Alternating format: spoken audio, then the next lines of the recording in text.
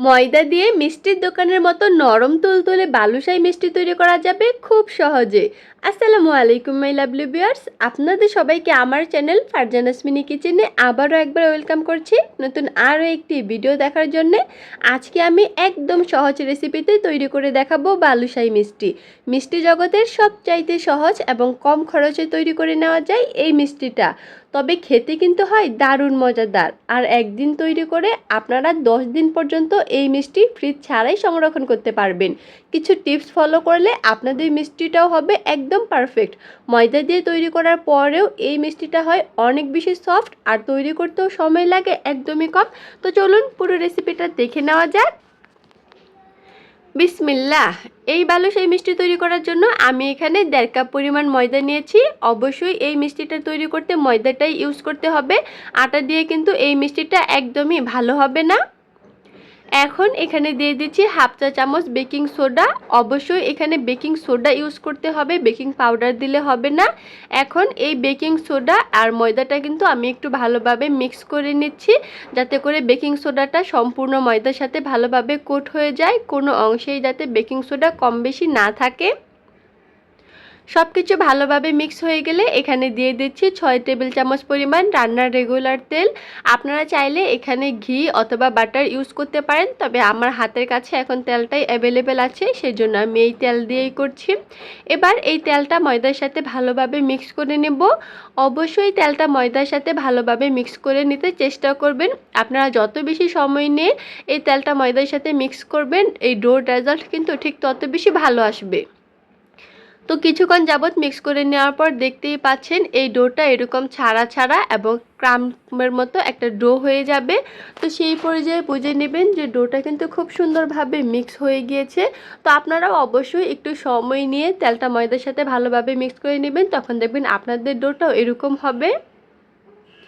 এই পর্যায়ে এখানে দিয়ে দিচ্ছি আমি 5 টেবিল চামচ পরিমাণ টক দই। অবশ্যই এখানে পানি ঝরানো ঘন টক দই ইউজ করতে হবে, দইয়ের মধ্যে যাতে কোনো প্রকারের পানি না থাকে।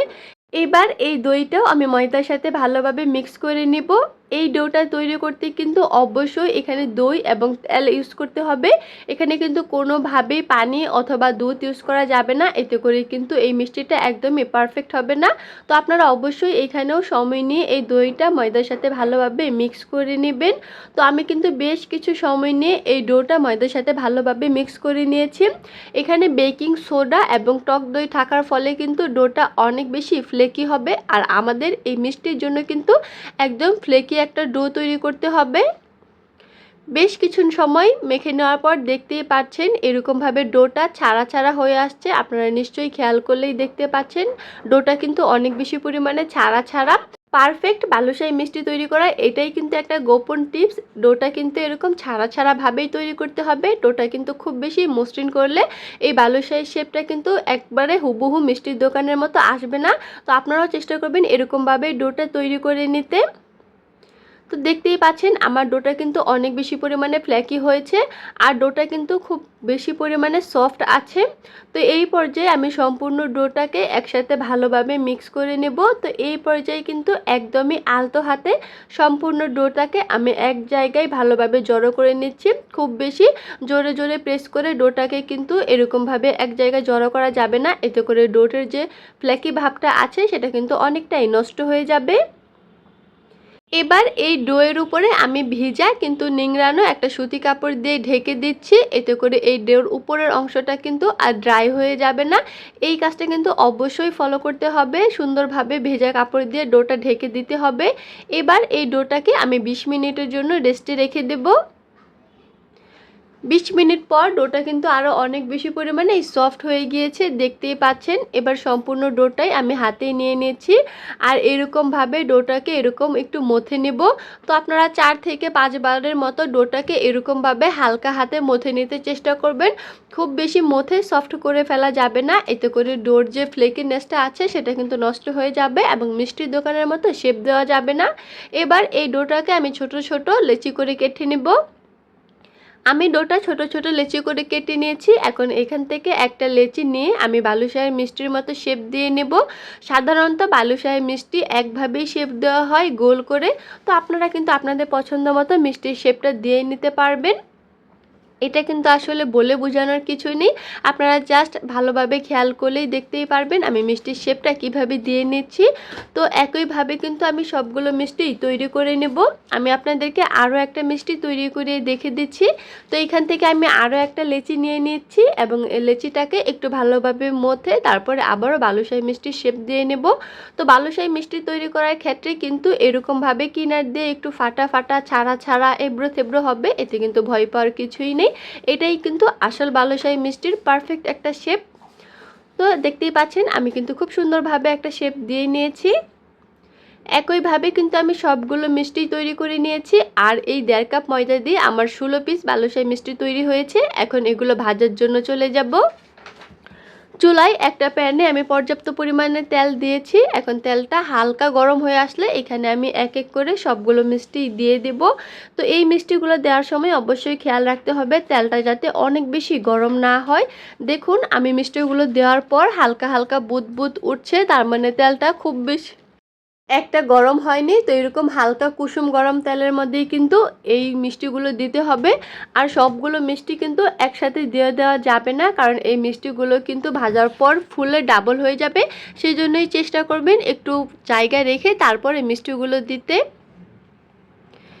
তো 1 মিনিট পরেই দেখতে পাচ্ছেন মিষ্টিগুলো ফুলে কিন্তু ডাবল হয়ে গিয়েছে। তো এই পর্যায়ে মিষ্টিগুলো কিন্তু আর নাড়া দেওয়া যাবে না। প্রায় 5 থেকে 6 মিনিটের মতো মিষ্টিগুলোকে আমি একদম লো আঁচে ভেজে নিয়েছি। এখন মিষ্টিগুলোর আমি অপর সাইড করে নিচ্ছি।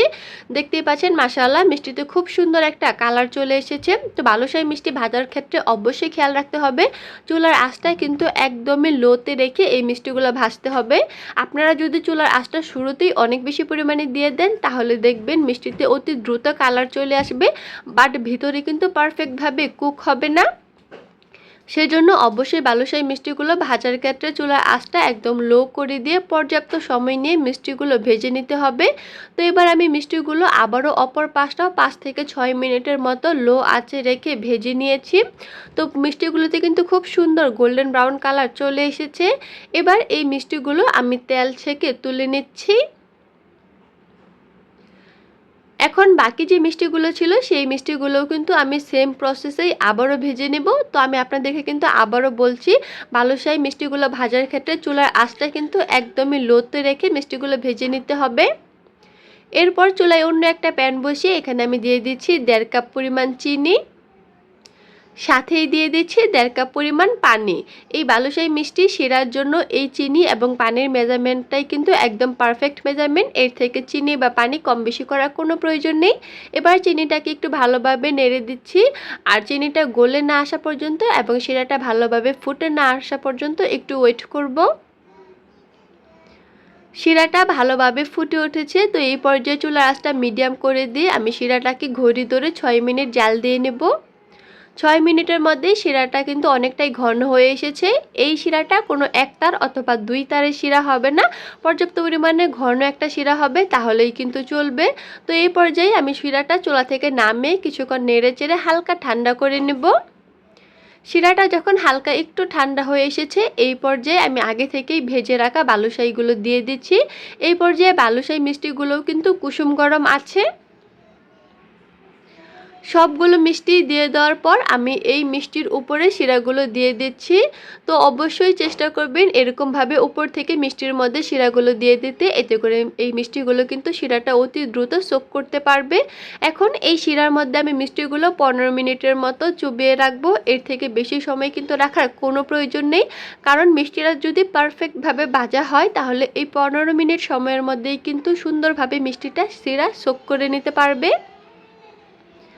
15 মিনিট পর মিষ্টি দেখুন খুব সুন্দরভাবে শিরা কিন্তু সোক করে নিয়েছে। এখন সবগুলো মিষ্টি আমি তুলে নেব এবং সার্ভ করে নেব।